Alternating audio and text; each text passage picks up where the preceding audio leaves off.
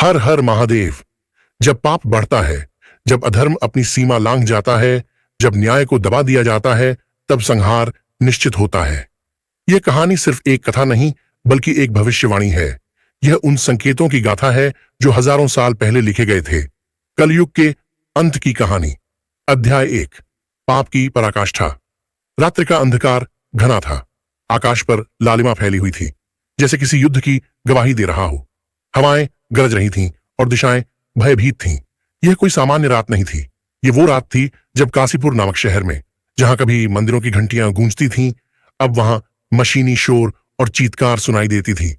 सड़कों पर अराजकता थी। आदमी आदमी का शत्रु बन चुका था। रिश्तों की डोर लालच से जल चुकी थी। सत्य एक मजाक बन चुका था और पाप को सम्मान मिल रहा था। संवाद बाबा अघोरनाथ शिष्य से। समय आ गया है पुत्र। मैंने ग्रंथों में जो पढ़ा था वही सब अब हमारी आंखों के सामने हो रहा है। शिष्य अर्जुन, क्या यह सच में अंत है गुरुदेव? बाबा अघोरनाथ गहरी सांस लेते हुए, हां, और इस अंत में ही एक नई शुरुआत छिपी है। धरती कांप रही थी, जैसे वह भी इस अन्याय से व्याकुल हो। पहाड़ दरक रहे थे, नदियां उफान मार रही थीं और सूरज भी अपने प्रकाश को मंद कर चुका था। आसमान में अजीब संकेत प्रकट हो रहे थे। रात के अंधेरे में एक जलता हुआ उल्का पिंड तेजी से धरती की ओर बढ़ रहा था। यह कोई साधारण उल्का नहीं था। यह उस महासंहार का संकेत था जिसे देवताओं ने पहले ही लिखा था। देवताओं की सभा में हलचल थी। इंद्र, ब्रह्मा और अन्य देवगण इस संकट को देख रहे थे। सभी की दृष्टि एक ही स्थान पर थी, भगवान विष्णु के विश्राम स्थान पर। संवाद देवताओं के बीच। इंद्र, प्रभु, अधर्म अपनी चरम सीमा पर पहुंच चुका है। क्या अब भी समय नहीं आया कि आप अवतार लें? ब्रह्मा, मनुष्यों ने अपनी चेतना खो दी है। वे अब सत्य और असत्य में भेद नहीं कर सकते। नारद, आकाश से उतरते हुए, प्रभु, यही समय है। कल के अवतार का समय आ गया है। पृथ्वी पर अराजकता थी। किसी को नहीं पता था कि अगले क्षण क्या होगा। लेकिन अचानक क्षितिज पर एक अजीब सी रोशनी फैली। यह कोई साधारण प्रकाश नहीं था। यह एक देवत्व की आभा थी।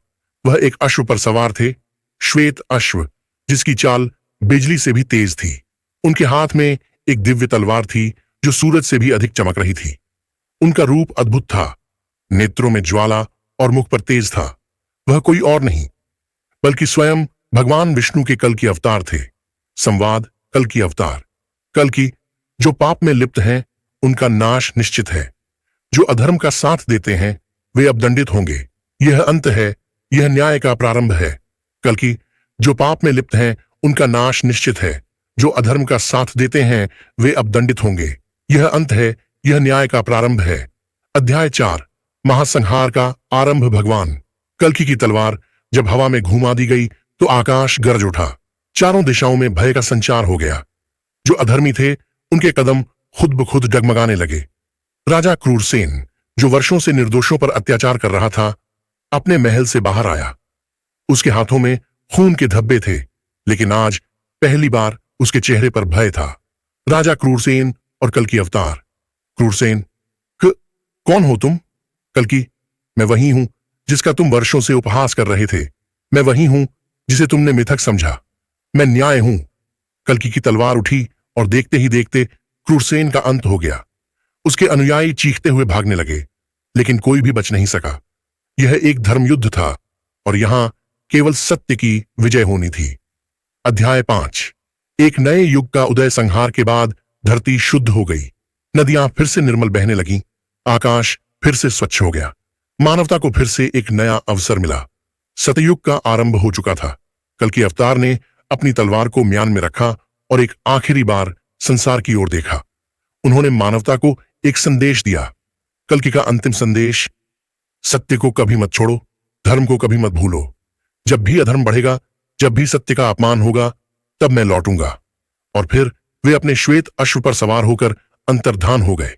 अंतिम शब्द, कलयुग का अंत हो चुका था। सतयुग फिर से आ गया था। लेकिन यह कहानी सिर्फ एक कथा नहीं, बल्कि एक सीख भी थी। जो भी अधर्म की राह पर चलेगा, उसका अंत निश्चित होगा। जय महाकाल। हर हर Mahadev. Channel dark story SK 9373।